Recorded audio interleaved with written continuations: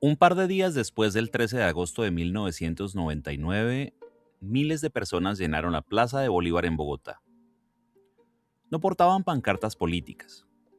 Algunos reían, recordando alguna ocurrencia. Otros lloraban en silencio. No había consignas, solo una certeza compartida. Algo se había roto. Entre la multitud, jóvenes que habían crecido viéndolo en la televisión, señoras que lo escuchaban en la radio mientras cocinaban, vendedores ambulantes que reconocían en sus personajes las voces de la calle, estudiantes universitarios que habían aprendido a cuestionar el poder escuchándolo, campesinos que habían bajado del Sumapaz, donde él había sido alcalde, periodistas que admiraban su valentía, políticos que lo habían temido. Todos estaban ahí por la misma razón, no para protestar ni para pedir justicia, o al menos no en los términos que la justicia entiende. Estaban ahí para constatar un vacío. La plaza, ese mismo espacio donde Bolívar mira con gesto inmutable desde su pedestal, estaba llena de gente que no sabía muy bien qué hacer con su pérdida. Algunos llevaban fotos de Heriberto de la Calle, el embolador. Otros, recortes de periódico con sus frases. Había quien simplemente estaba de pie, con las manos en los bolsillos, mirando al suelo. La bruma fría de Bogotá envolvía la escena, y nadie se movía. Lo único que importaba era estar ahí, juntos, reconociendo lo que se había perdido. Porque Jaime Garzón no era un cómico más. No hacía reír para distraer, hacía reír para revelar. Su risa tenía un filo pedagógico. Durante años había señalado lo que nadie quería ver: la hipocresía de los políticos, la sordera de los poderosos, la complicidad de los medios, el absurdo de una guerra que nadie terminaba de explicar. Cada personaje que creaba era una lección. Y en esas lecciones, Colombia aprendía a mirarse sin maquillaje, sin pose y sin mentiras. Garzón había enseñado a toda una generación a no tragarse el discurso oficial. Había mostrado que era posible hablarle de frente al poder, que la risa podía ser un arma más efectiva que cualquier panfleto, que la inteligencia y el humor no estaban peleados con la valentía. Los jóvenes que llenaban esa plaza no habían ido solo a despedirlo, habían ido a reconocerse como sus herederos. La pregunta que ronda ese día no es ¿quién lo mató? Esa pregunta llegaría después, con los años, con las investigaciones que nunca terminaron de cerrar. La pregunta inmediata es otra, más incómoda. ¿Por qué callaron a quien nos enseñaba a pensar? Y esa pregunta tiene una respuesta implícita que todos los presentes entienden aunque nadie la pronuncie. Porque enseñar a pensar en Colombia siempre ha sido un acto peligroso. Porque la risa que revela es más temida que la protesta que denuncia. Porque había logrado algo que el poder no puede tolerar: que la gente dejara de creer en el espectáculo y empezara a ver la trastienda. Ese día en la Plaza de Bolívar, el silencio era ensordecedor. No porque no hubiera ruido. Había llanto, había murmullos, había risas nerviosas cuando alguien recordaba un chiste. Pero el silencio era otro. El silencio de la voz que se había apagado. El eco de lo que ya no se podía decir de la misma manera. Esa marea humana, sin saberlo, estaba heredando una pregunta. Y esa pregunta, 25 años después, sigue sin respuesta. Pero sigue viva, porque la risa incómoda que Garzón sembró no se apaga con disparos, se multiplica. Jaime Garzón nació en Bogotá el 24 de octubre de 1960. Su familia era de clase media. Su padre, Félix María Garzón, murió cuando Jaime tenía 7 años. Su madre, Ana Daisy Forero, católica y rezandera, lo crió con mano firme. Estudió Derecho en la Universidad Nacional. También cursó estudios de Ciencias Políticas en la Javeriana, aunque no llegó a graduarse. Fue alcalde menor del Sumapaz entre el 1988 y el 1990, un territorio remoto de montañas y páramos. Trabajó en la campaña presidencial de Andrés Pastrana como asesor de giras Y ese bagaje le permitía ver la política desde dentro.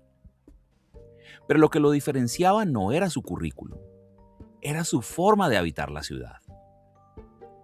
Garzón recorría Bogotá como pocos. Tomaba buses, hablaba con vendedores ambulantes, se sentaba en cafés de barrio a escuchar. No hacía investigación de campo como quien cumple un requisito. Lo hacía porque ahí, en la calle, encontraba la materia prima de su humor. Los buses atestados, las oficinas públicas donde la burocracia aplasta, los semáforos donde un niño limpia parabrisas a cambio de unas monedas. Todo eso era su escuela. Por eso sus personajes no eran invenciones abstractas, eran traslados. Él no creaba a Heriberto de la Calle. Lo encontraba en cada esquina donde un embolador esperaba a un cliente. No inventaba a Dioselina Tibaná. La escuchaba en la voz de su propia madre, de sus tías, de las empleadas que hablaban de política con una lucidez que los noticieros no tenían. Garzón era un intelectual, pero no de los que habitan las universidades. Era un intelectual de la calle. Y esa condición le daba una ventaja. Podía decir verdades que ningún analista político se atrevía a pronunciar, porque las decía con el tono de quien las había vivido. Su humor no era un chiste fácil, era una herramienta pedagógica. Y su aula era Colombia entera. A principios de los años 90, Colombia estaba sumida en violencia y caos. El narcotráfico financiaba la guerra. Los carteles declaraban la guerra al Estado. Pablo Escobar hacía explotar edificios y aviones. Los noticieros mostraban cadáveres todas las noches. La televisión colombiana necesitaba algo distinto, algo que permitiera procesar tanto horror sin caer en el melodrama o en la indiferencia. Y en 1990 llegó Sociedad. Era un programa de sátira política producido por Cinevisión para la cadena 2, algo bastante inusual en la televisión del país. Allí, Garzón encontró su voz. Interpretaba a Emerson de Francisco, un presentador de noticias que leía las informaciones con una mezcla de cinismo y verdad que la prensa tradicional evitaba. El tono era irreverente, el contenido incómodo. Sociedad duró hasta 1993. Y después vino Cuac, el noticero, entre 1995 y 1997. El formato era más agresivo, más crítico. Garzón compartía pantalla con Diego León Hoyos, quien interpretaba a María Leona Santo Domingo. Las noticias se contaban como si fueran un cuento absurdo. Los políticos aparecían ridiculizados sin piedad. Las contradicciones del poder quedaban al descubierto en segundos. Garzón no se limitaba a contar la realidad, la interpretaba, y al interpretarla, la transformaba. Rompió la solemnidad del noticiero. Mostró que la tragedia también podía mirarse de frente, sin esa solemnidad ni con evasión. Porque no era un humor que te invitara a olvidar, era un humor que te obligaba a recordar. Y ese gesto tenía consecuencias políticas. Cuac fue un fenómeno de audiencia, pero también fue un imán para el odio de quienes se veían reflejados en sus burlas. Y Garzón lo sabía, y seguía adelante igual, porque entendía algo que sus críticos no. La risa podía ser pedagógica, y cuando la risa enseña a pensar, se vuelve peligrosa. Jaime Garzón no hablaba en abstracto, él hablaba a través de otros. Él creó una galería de personajes que recorrían el país de punta a punta, cada uno con su propio acento, con su propia forma de caminar, con su propia forma de ver el mundo. No eran caricaturas, eran traslados fieles de la realidad colombiana. El vigilante Néstor Elí, siempre atento, siempre desconfiado, que desde su portería observaba el desorden nacional y lo comentaba con una mezcla de cinismo y sabiduría popular. Néstor Elí trabajaba en el edificio Colombia, una metáfora transparente del país entero, y desde ahí veía todo: quién entraba, quién salía, quién robaba, quién mentía, y lo decía sin filtro. Dioselina Tibaná era la empleada del servicio en la Casa de Nariño, el Palacio Presidencial. Cocinaba, limpiaba y escuchaba. Y desde la cocina revelaba los secretos del gobierno de turno con una lucidez que ningún analista podía igualar. Dioselina sabía cosas que los periodistas nunca podrían saber, y las contaba como quien cuenta chismes de barrio, con esa naturalidad que desarmaba cualquier pose oficial. El ácido Godofredo Cínico Caspa era un abogado arribista que personificaba a la élite más corrupta y más conservadora. Ese sector que se creía dueño del país y que Garzón retrataba con una precisión quirúrgica. Cínico Caspa decía en voz alta lo que la clase dirigente pensaba en privado, y al hacerlo, los exponía. Y estaba Heriberto de la Calle, el embolador, el más querido de todos, el más peligroso también. A través de todos ellos, Garzón podía señalar lo que él, como figura pública, no podía decir directamente. Cada personaje era un permiso para la verdad, un disfraz que le permitía nombrar lo innombrable. Y Colombia se reía, pero esa risa dolía, porque era cierto. Y en esa incomodidad, en ese escozor, empezaba la reflexión. Heriberto de la Calle era un embolador, un habitante de las esquinas, un nadie en la jerarquía social colombiana. No tenía título universitario, ni usaba corbata, ni hablaba en código diplomático. Su herramienta era una caja de embolar y su autoridad, la calle. Y con su banquito de madera, Heriberto se sentaba frente a presidentes, a ministros, a generales, a empresarios y les preguntaba lo que ningún periodista se atrevía. ¿Y usted qué opina de esto, don presidente? La simpleza de sus preguntas desarmaba los discursos ensayados. No había pose que resistiera al encuentro con Heriberto. Los poderosos no sabían cómo reaccionar. No podían ser agresivos con un embolador. No podían ignorarlo porque la cámara estaba encendida. Quedaban expuestos, incómodos, forzados a responder preguntas que en otros contextos habrían evitado con facilidad. Garzón lograba algo extraordinario: invertir la jerarquía. El embolador, el más bajo en la escala social, se convertía en el entrevistador. Y los poderosos, acostumbrados a ser temidos, se sentían observados, evaluados, juzgados por un par de ojos que veían desde abajo. Y esa mirada ascendente era devastadora. Heriberto no era un personaje, era una función. Era la conciencia popular sentada frente al poder, recordándole que el pueblo lo veía todo. En un país de castas, donde la política siempre había sido cosa de señores, ese acto era profundamente subversivo. No hacía falta gritar consignas, bastaba con preguntar. Y esa pregunta, hecha con la humildad de un embolador, era más efectiva que cualquier editorial de periódico. Una de las frases más célebres de Garzón es: ser colombiano para nosotros significa tener una astucia casi siempre mal usada. Su poder no estaba solo en lo que decía, sino en cómo lo decía. Desmenuzaba el discurso político vacío, ese lenguaje de eufemismos y rodeos que usaban las élites para confundir y para ocultar. Cuestionaba la educación que no servía, la que memoriza sin entender. Señalaba la hipocresía social con una frase que se volvió emblemática: este país se escandaliza porque uno dice hijueputa en televisión, pero no se escandaliza cuando hay niños pidiendo limosna. En esa única oración condensaba una contradicción entera: la moral superficial, que condena las palabras, pero tolera la miseria. Otra frase suya resume su crítica a la identidad nacional: en Colombia, los ricos se creen ingleses, la clase media se cree gringa, los intelectuales se creen franceses y los pobres se creen mexicanos. En el país no hay colombianos. Era una denuncia del complejo de inferioridad colectivo, de la incapacidad de asumir la propia historia sin vergüenza. Su humor era una forma de enseñanza. No explicaba, mostraba. No daba sermones, reía.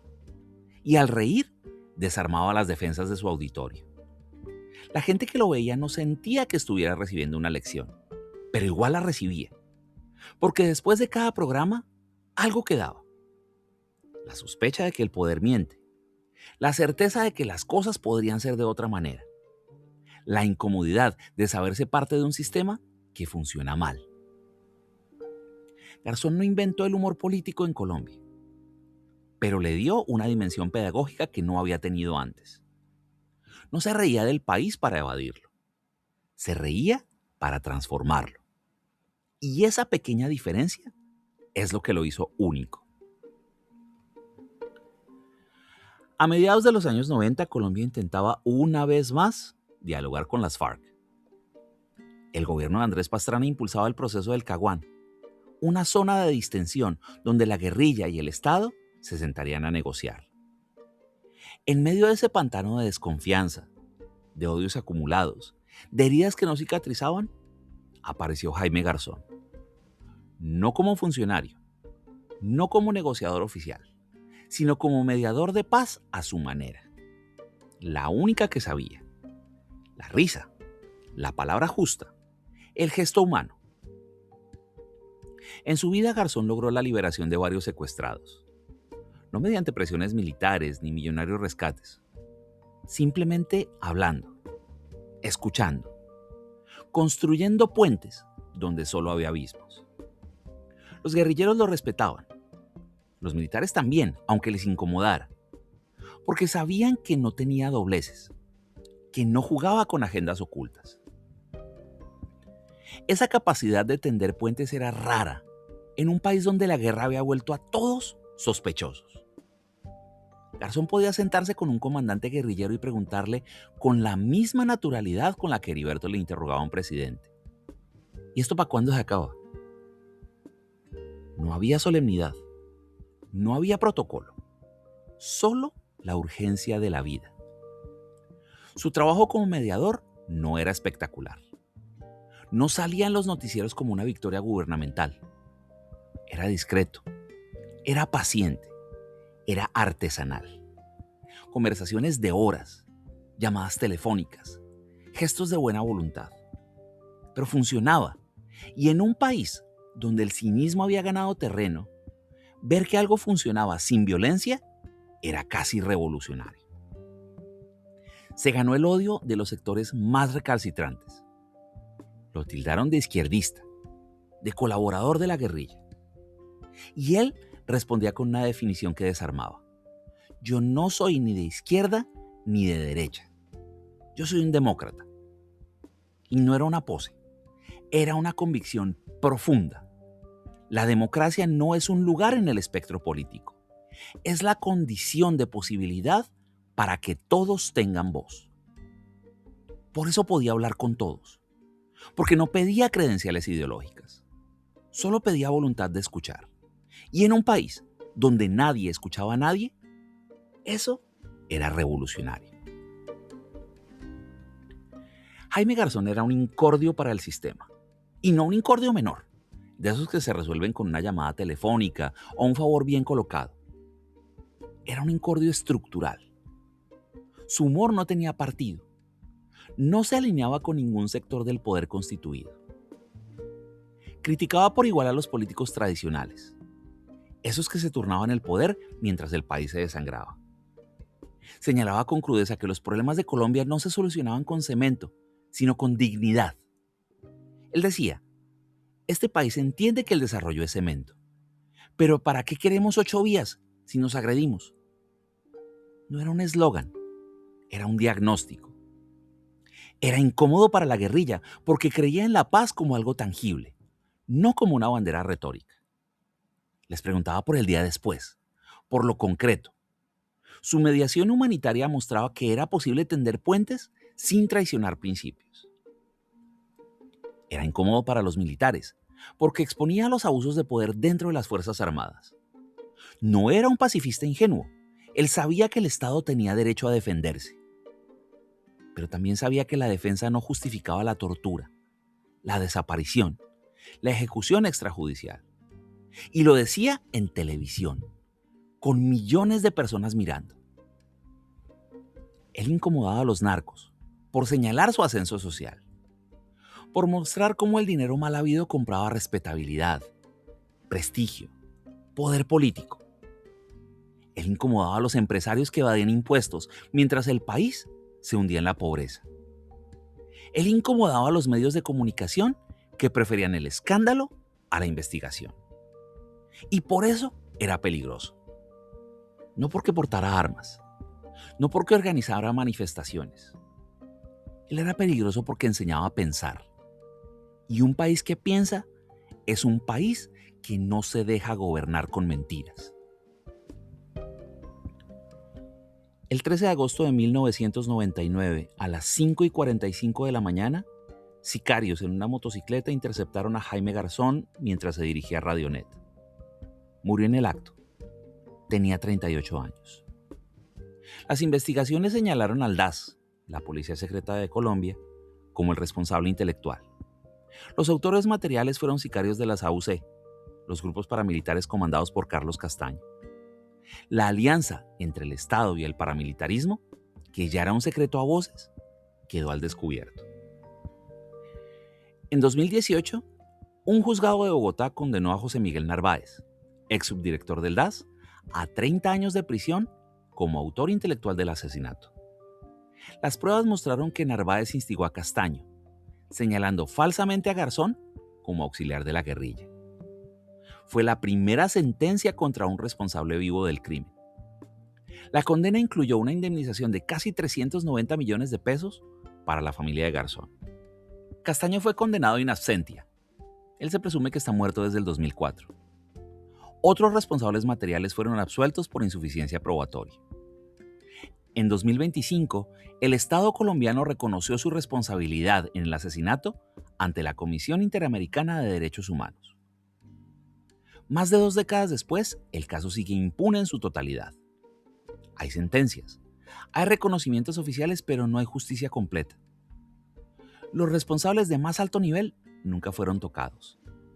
La cadena de mando que ordenó el crimen nunca se desmanteló del todo.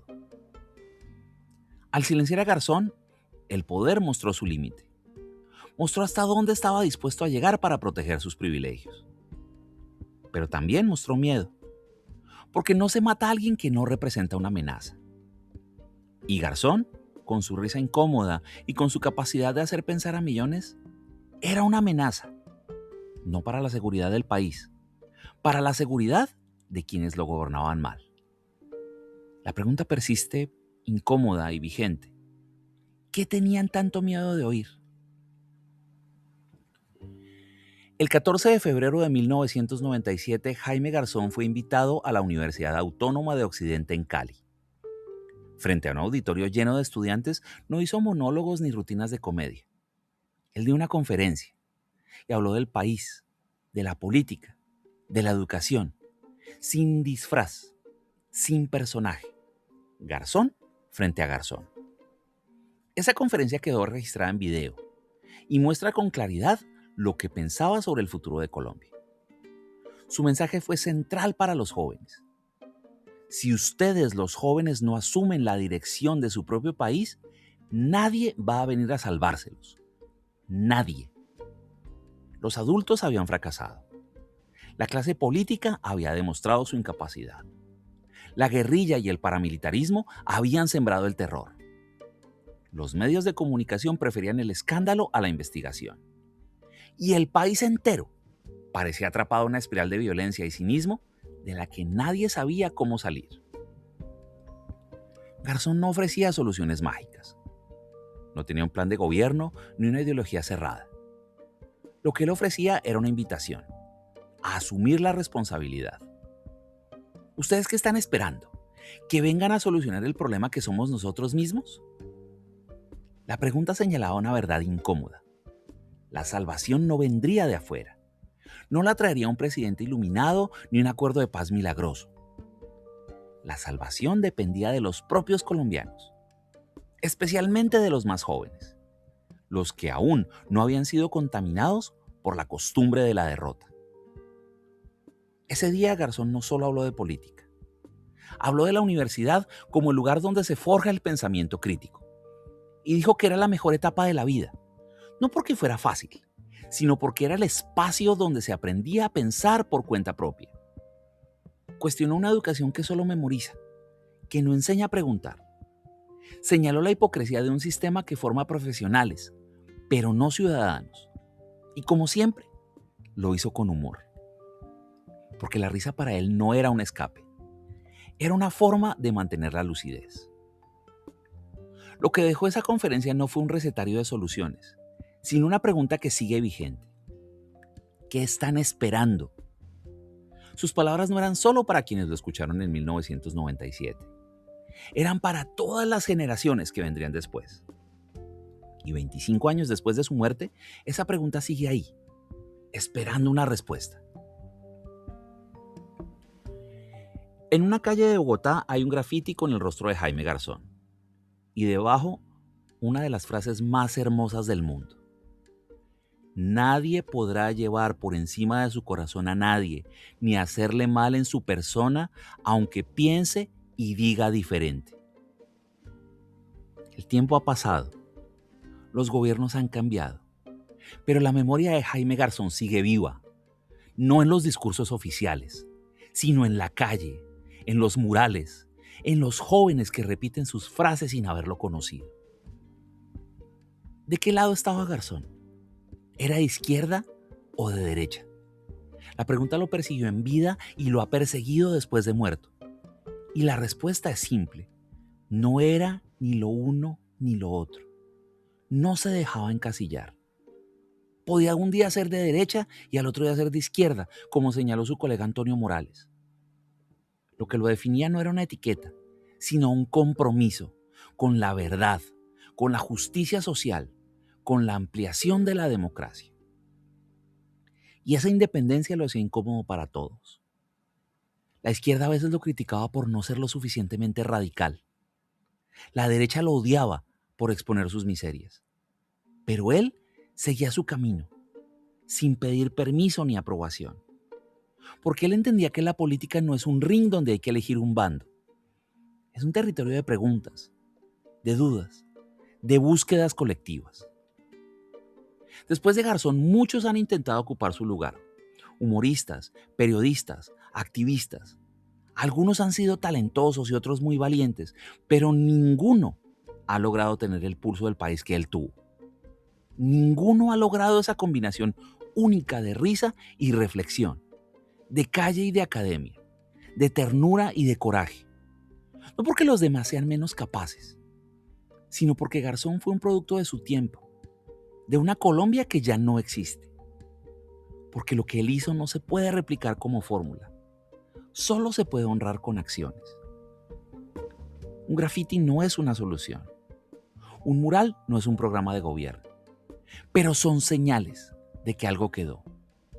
Cada vez que un ciudadano cuestiona a su gobernante con ironía, cada vez que un joven se niega a tragarse el discurso oficial, cada vez que alguien se ríe de quien abusa el poder, la lección de Jaime Garzón sigue funcionando. No es nostalgia, es práctica. Afuera la ciudad sigue.